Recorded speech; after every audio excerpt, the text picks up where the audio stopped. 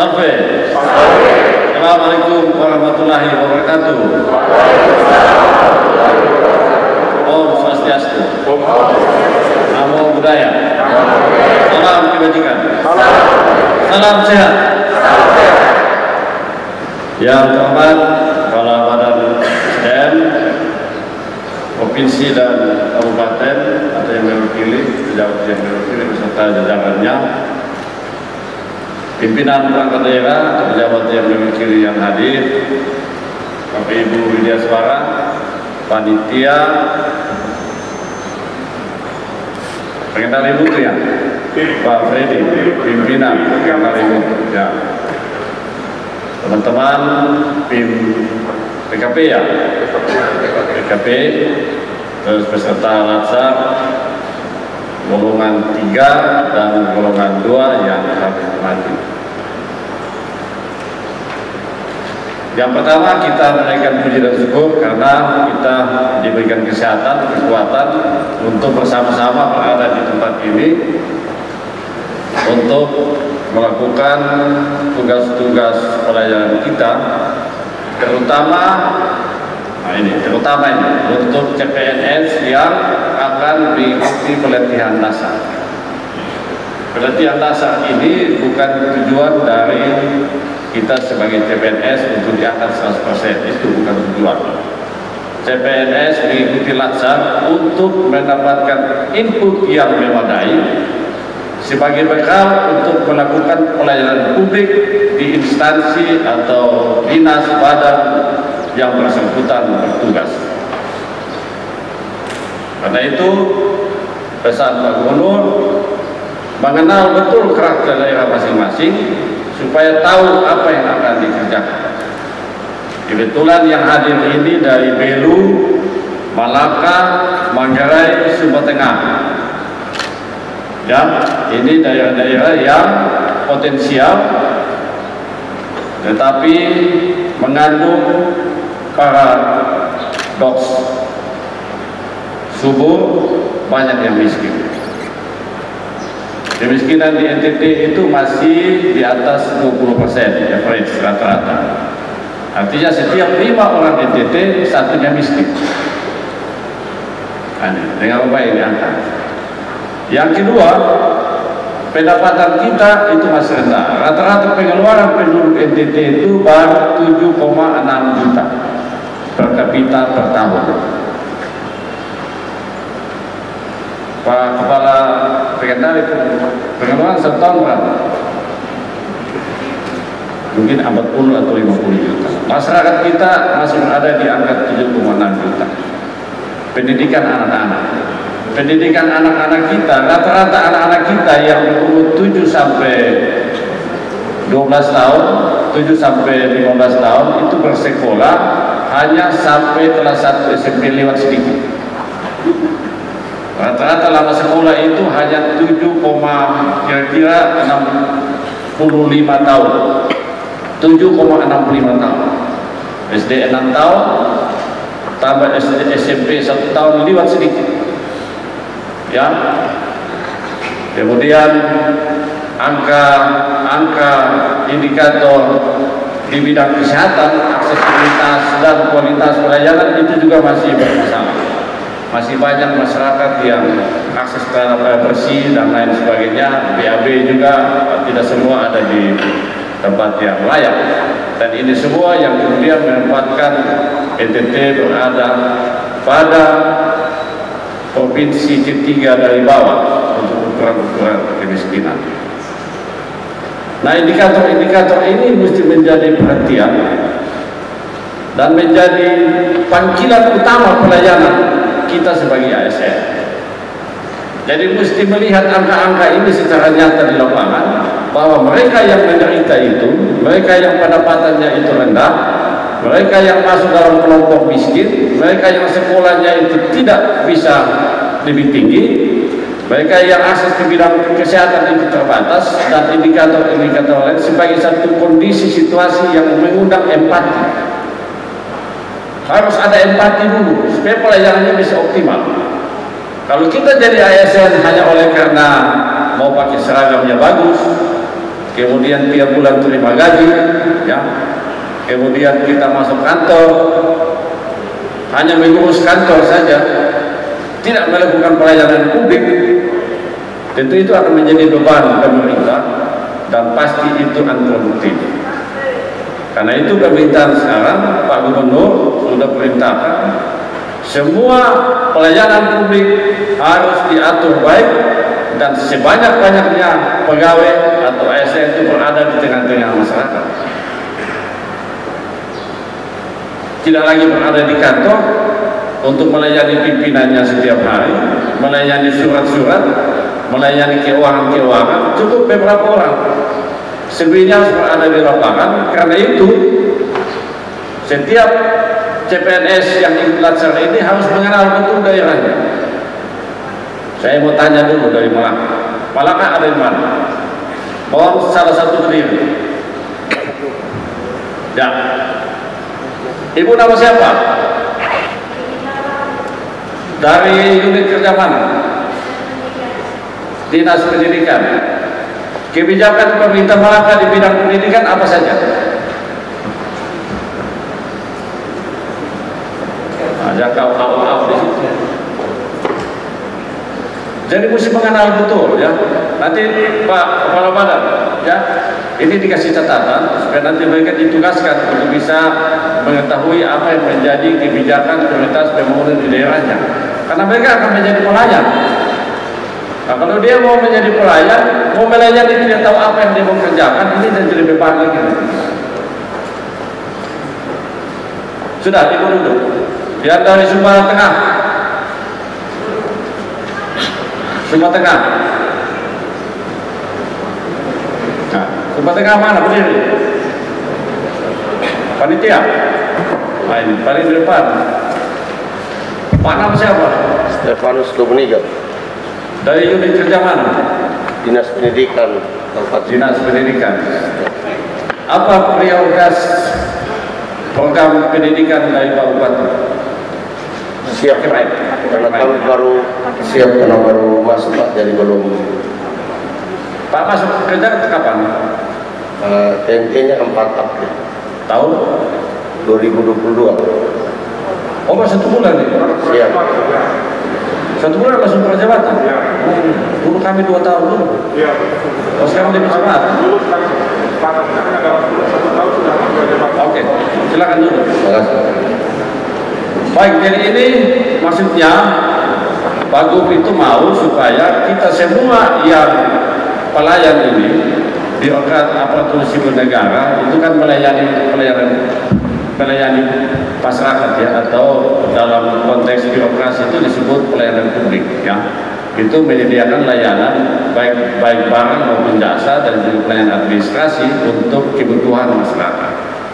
Karena itu kita harus tahu persis apa yang menjadi kebijakan kepala daerah supaya kita bisa memberikan kontribusi di dalam setiap pelayanan publik untuk bisa menghasilkan pelayanan publik yang efisien. Efisien itu adalah cepat, murah, terjangkau. Itu sudah dibuka terkunci. Pokoknya cepat-cepat sudah lihat di masyarakat apa menjadi kebutuhannya, respon dengan cepat, bertindak dengan cepat untuk masyarakat bisa mendapat kepuasan dalam pelayanan publik. Kami di bidang pertanian itu tidak lebih 1 kali 24 jam. Begitu ada pengeluhan tidak boleh lebih 1 kali 24 jam. Sudah harus merespon apa yang dihadapi oleh masyarakat di bidang pertanian, ya. Nah, karena itu pada pelatihan ini sebenarnya Pak Gub meminta Pak Kepala Badan untuk semua pimpinan perangkat daerah sektor-sektor unggulan itu menjadi narasumber, ya. Nanti bagaimana skemanya supaya bisa kita menyampaikan berbagai kebijakan-kebijakan strategis untuk membangun NTT ini. Misalnya di bidang pertanian, hari ini pertanian sedang mengerjakan yang namanya tanam jagung, panen sapi, pola kemitraan. Ini satu pendekatan pembangunan yang berbasis kepada ekosistem, yang berbasis kepada kolaborasi. Sekarang tidak ada lagi pekerjaan sektoral, kerja sendiri-sendiri. Saya pikir di provinsi juga di kabupaten tidak membutuhkan Superman. Tidak membutuhkan manusia-manusia yang bekerja secara sendiri-sendiri, tunggal. Tidak dibutuhkan lagi. Kita butuhkan super team. Jadi satu tim di sektor A untuk program A itu ada timnya yang betul-betul solid dan kuat untuk bisa mengerjakan kebijakan-kebijakan kepala daerah menuju kepada peningkatan pelayanan publik untuk mencapai satu level efisiensi yang tinggi untuk bisa meningkatkan produktivitas dan pada akhirnya itu memberikan implikasi kepada penurunan tingkat kemiskinan, stunting termasuk di dalamnya, pendapatan termasuk di dalamnya untuk kita tingkatkan, termasuk memudahkan untuk aksesibilitas baik di bidang pendidikan maupun kesehatan. Nah ini semua harus kembali kepada panggilan dulu. Ya, kita kalau tidak ada panggilan pelayanan, tidak ada rasa empati terhadap masyarakat miskin, tidak ada rasa empati terhadap mereka yang akses ke pendidikannya itu terbatas, tidak ada empati terhadap mereka yang akses pendidikannya itu terbatas dan kesehatan juga terbatas, maka pelayanan kita akan sia-sia, terasa seperti kering, ya, tidak ada manfaat apa-apa. Mesti ada panggilan. Kalau ada panggilan, kita kerja tidak mengenal waktu. Seolah-olah kita sedang berhadapan dengan pasien gawat darurat. Kerjanya kita, panggilannya harus pada level itu, supaya betul-betul kita bisa kerja total. Karena kita tertinggal terlalu jauh dengan provinsi-provinsi lain, ya. Kita tertinggal terlalu jauh dengan negara-negara lain, ya. Terlalu banyak indikator-indikator pembangunan yang kalau kita buka di sini itu sangat sangat ironis, ya.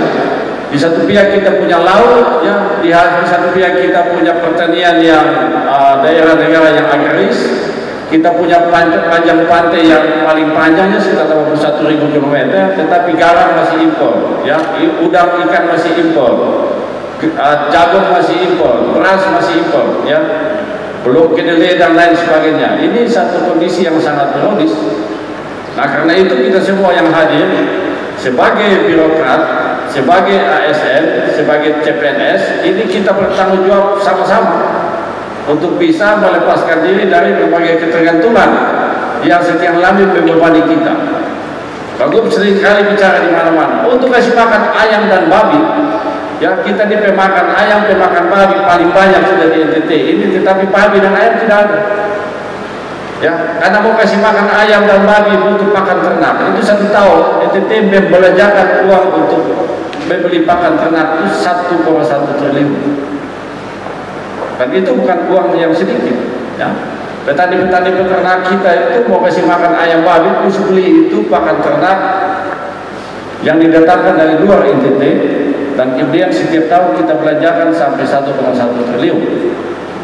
Ini bukan uang yang kecil, ya.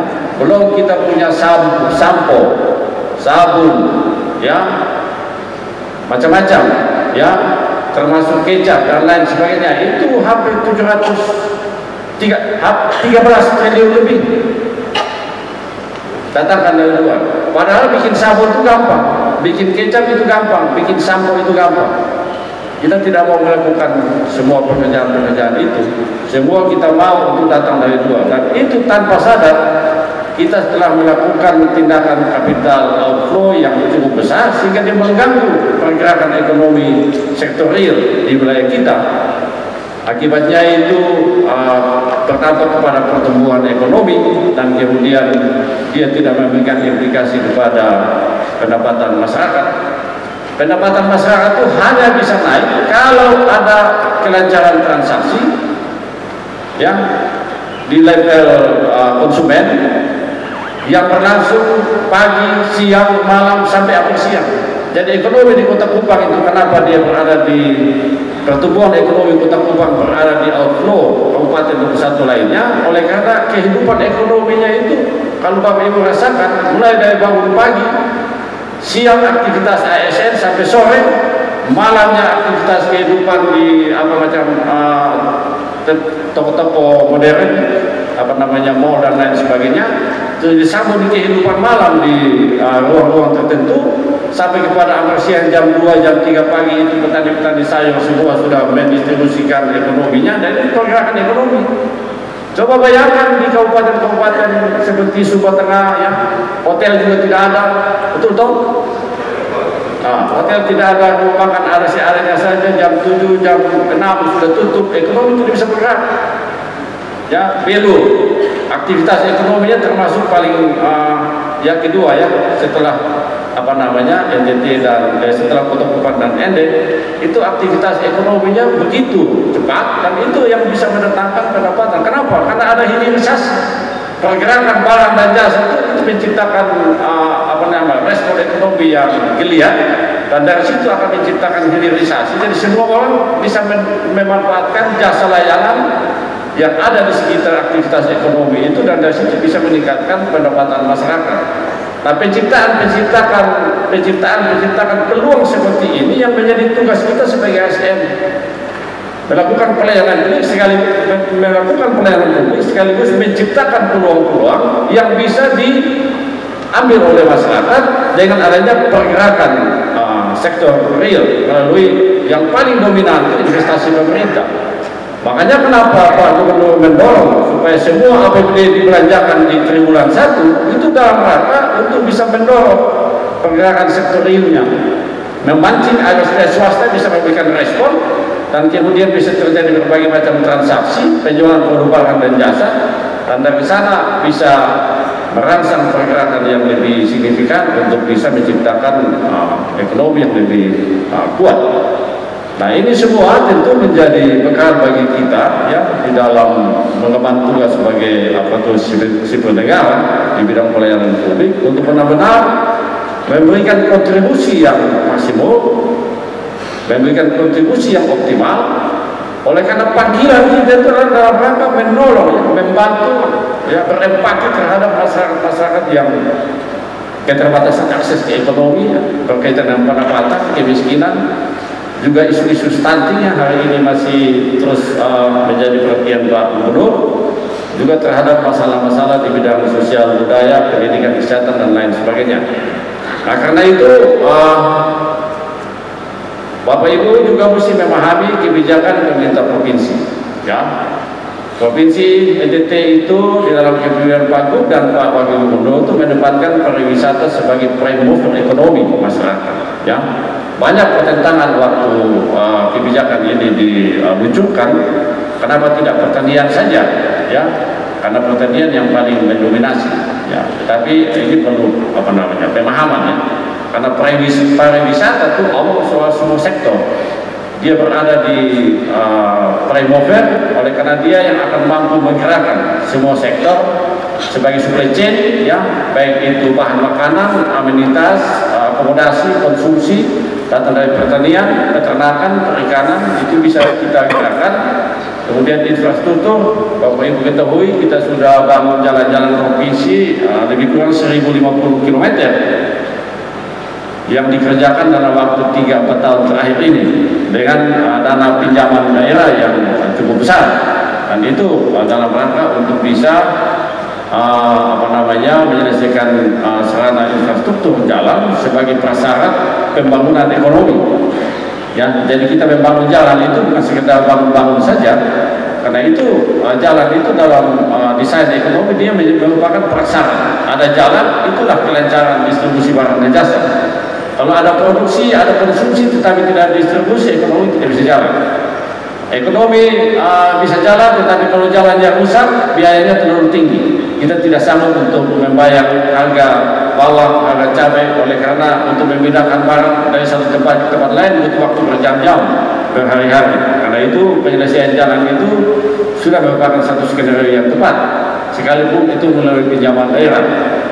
Dan kita juga bersyukur ya, di Manggarai kemarin Pak Bupati sudah tanda tangan pinjaman daerah 250 miliar, ya, kecuali kabupaten yang lain, ya, itu mulai dari Sika, Ende, Ngada, Manggarai sudah tanda tangan pinjaman daerah total nilai itu lebih kurang 675 miliar.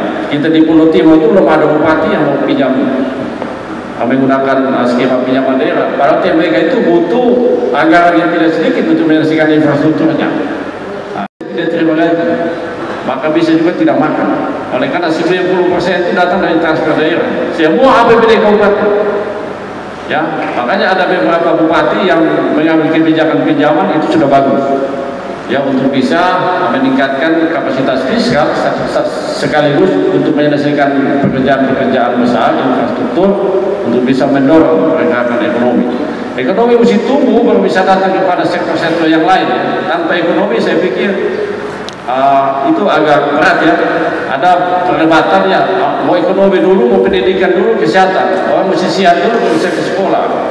Orang siap dulu baru bisa kerja, dapat uang dan lain sebagainya. Tapi kalau menurut kami ekonomi harus dibangun karena itu akan memudahkan akses ke berbagai macam kebutuhan untuk kepentingan masyarakat kita di NTT.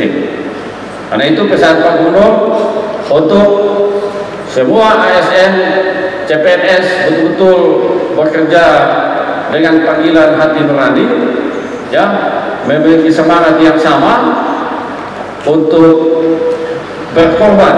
Nah, ini. Berkorban, tetapi juga mesti kerja menggunakan kemampuan intelektual yang dimiliki supaya pimpinan jangan kerja ulang, ya. Oleh karena kalau menurut Pak Gubernur itu kalau pintar saja tidak bisa. Pintar saja nanti bisa banyak mengurusi. Ya, kalau dia rajin saja, tapi tidak punya kemampuan intelektual, dia kerja semua pekerjaan, tetapi semua pekerjaan tidak beres, kita bekerja ulang. Itu juga habis ini. Ya, yang dikehendaki Pak Gubernur itu adalah punya kemampuan intelektual, pintar, punya panggilan pelayanan, punya hati, dan kemudian punya energi dan kemampuan untuk berada bersama-sama dengan masyarakat. Itu karakter ASN yang dikehendaki oleh Pak Gubernur, tentu oleh kita semua, pemerintah, supaya nanti pelayanan publik yang kita lakukan, pelayanan kepada masyarakat yang kita lakukan, betul-betul bisa mendatangkan perubahan-perubahan yang signifikan, supaya nanti masyarakat-masyarakat kita juga bisa bersaing dengan masyarakat-masyarakat lainnya yang berada di kabupaten lain yang sudah lebih maju, termasuk bersaing dengan provinsi-provinsi lain yang sudah lebih maju, untuk kemudian bisa ada peningkatan peradaban, peradaban, dan kemudian kita bisa memberikan kontribusi, ya, kita bisa menjadi penyumbang kemakmuran bagi negara Republik Indonesia, bagi NTT dan bagi kabupaten yang bersangkutan. Ini beberapa hal yang dapat kami sampaikan mewakili Bapak Gubernur. Kebetulan tadi malam mau diperintahkan ini Pak Kepala Badan. Jadi kami omong ini tidak pakai konsep, omong-omong saja. Ya, dari mudah-mudahan ada manfaatnya. Karena kita di pimpinan daerah di provinsi itu tidak ada hubungan pertanian dan diklat. Betul Pak? Urusan apa kepala dinas pertanian datang omong di sini? Tetapi karena skema kerjasama, kerja kolaborasi itu sudah dibangun oleh Pak Gubernur, maka setiap kali kita dengan Pak Gubernur itu banyak hal yang dibicarakan, kita betul itu catat baik-baik supaya kalau tiba-tiba perintah mewakili Gubernur, kita tidak jatuh semaput di muka umum, oleh karena tidak bisa omong apa-apa karena otak tidak ada isi. Ini, jadi Pak Kepala Badan ini kebiasaan-kebiasaan begini kita di lapangan kita hadapi. Itu yang di Belu kemarin. Itu sementara pidato Pak Bupati, kan Pak Bupati pidato habis Pak Gubernur. Jadi sekarang 1.000 bupati semua habis, dia di belakang di Belu itu wakil gubernur. Bidangnya bukan bidang pertanian, bidang lain. Kami siap. Jadi kalau tidak cukup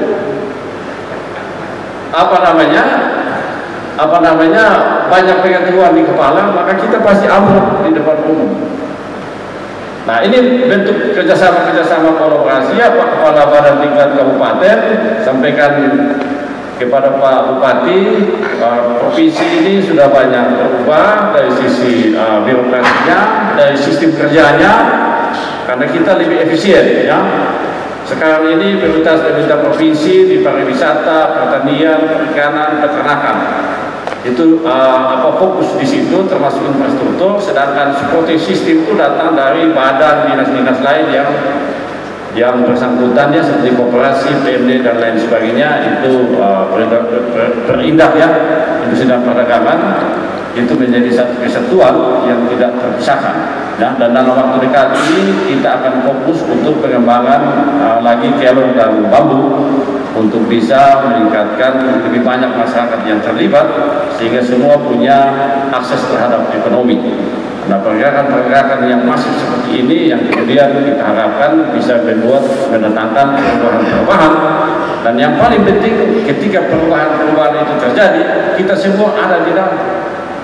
Nah, itulah legasi dari ASN yang kita sumbangkan untuk kemajuan bangsa NTT, masyarakat NTT, dan kemajuan bagi provinsi ini. Demikian, dan akhirnya selama kita semua mewakili Gubernur Nusa Tenggara Timur, saya nyatakan acara pelatihan dasar CPNS golongan 3 dan golongan 2 ini dibuka dengan resmi.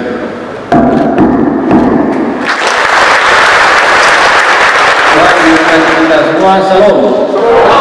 Sampai. Assalamualaikum warahmatullahi wabarakatuh. Om Santi Santi Santi Om. Namo Buddhaya. Salam kebajikan. Salam sehat. Terima kasih. Selamat siang.